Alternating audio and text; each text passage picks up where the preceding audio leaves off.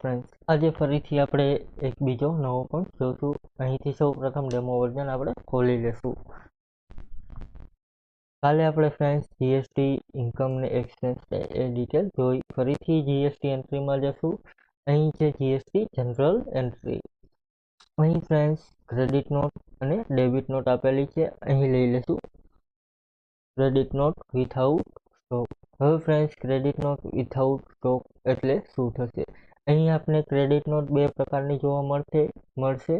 એક credit note without stock અને એક આવશે ક્રેડિટ નોટ વિથ સ્ટોક. હવે ફ્રેન્ડ્સ આપણે જે મટીરિયલ અહીં એક્ઝામ્પલ તરીકે સમજીએ તો 100 રૂપિયાનું મટીરિયલ આવેલું છે આપણી પાસે, એને આપણે રિટર્ન કરવાનું છે. તો એ આપણી એન્ટ્રી પરચેસ રિટર્ન અથવા તો સેલ રિટર્નમાં હશે. પરંતુ ફ્રેન્ડ્સ અહીં 100 રૂપિયાનું મટીરિયલ આવેલું છે અને આપણે 30 રૂપિયાનું જે ખરાબ મટીરિયલ છે એ રિટર્ન કરવાનું છે. તો એની જીએસટી વિથ સ્ટોકમાં એન્ટ્રી થશે, કારણ કે મટીરિયલ સાથે આપણે એને રિટર્ન કરીએ છીએ એટલા માટે. ત્યાર પછી આપણે ફ્રેન્ડ્સ 100 રૂપિયાની વસ્તુ આવી છે, એમાં વસ્તુ ખરાબ છે, એમાંથી આપણે કટ ઓફ કરી દઈએ છીએ. પેમેન્ટ છે એ આપણે કટ ઓફ કરી દઈએ છીએ. તો એવા કિસ્સામાં જીએસટીની જે નોટો આવશે એ વિથઆઉટ સ્ટોક વાળી આવશે, કારણ કે તેમાં ઓનલી ફોર પેમેન્ટ જ કટ કરે છે. એટલે એટલા પેમેન્ટ ઉપર જેટલો જીએસટી હશે એટલો આપણે રિફંડ મળી જશે.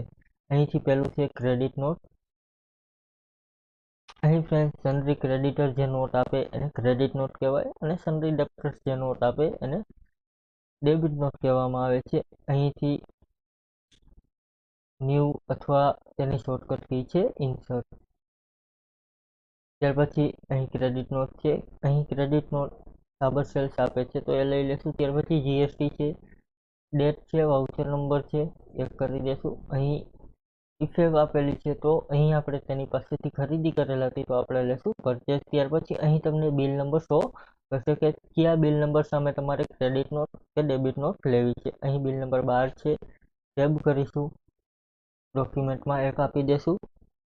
અહીં ફ્રેન્ડ્સ રીજન આપીશું, તો તમે રીજન લખવું હોય તો લખી શકો કંઈ પણ. અહીં અધર્સ કરીને પણ બીજું રીજન આપી શકો. અહીં એક્સપેન્સ એકાઉન્ટ છે, તો એક્સપેન્સ એકાઉન્ટમાં તમારે જીએસટીની જે પરચેસ છે એમાં ઘટાડો થશે એટલે પરચેસ લેશું. ત્યાર પછી જીએસટી જેટલા ટકા લાગેલો હોય એ ટેક્સ લઈ લેશું, એચએનએસ કોડ લઈ લેશું.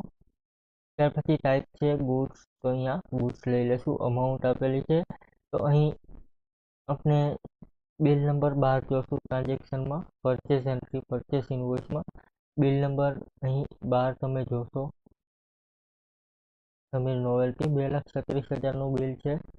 તો અહીં સોરી ફ્રેન્ડ્સ 23,60,000નું બિલ છે, એમાં 60,000નો માલ ખરાબ નીકળે છે તો અહીં 60,000 રૂપિયા આપણે કટ ઓફ કરી દઈએ છીએ. એન્ટર મારીને ઓકે કરીશું, ટેબ આપીશું, અહીં ઓકે કરીશું. આ પ્રમાણે તેની ક્રેડિટ નોટ લઈ શકીએ. અહીં કંટ્રોલ પે કરીને પ્રિન્ટ કરીશું ફ્રેન્ડ્સ, તો તમને એનું જે ડિફોલ્ટ ફોર્મેટમાં વાઉચર છે એ જોવા મળશે. અહીં જોશો તો ક્રેડિટ નોટ તમને આ પ્રમાણે જોવા મળશે. Thank you friends. આજે ક્રેડિટ નોટનો પોઈન્ટ અહીં પૂરો કરીએ. કાલે ફરીથી એક નવો પોઈન્ટ જોશું. Thank you.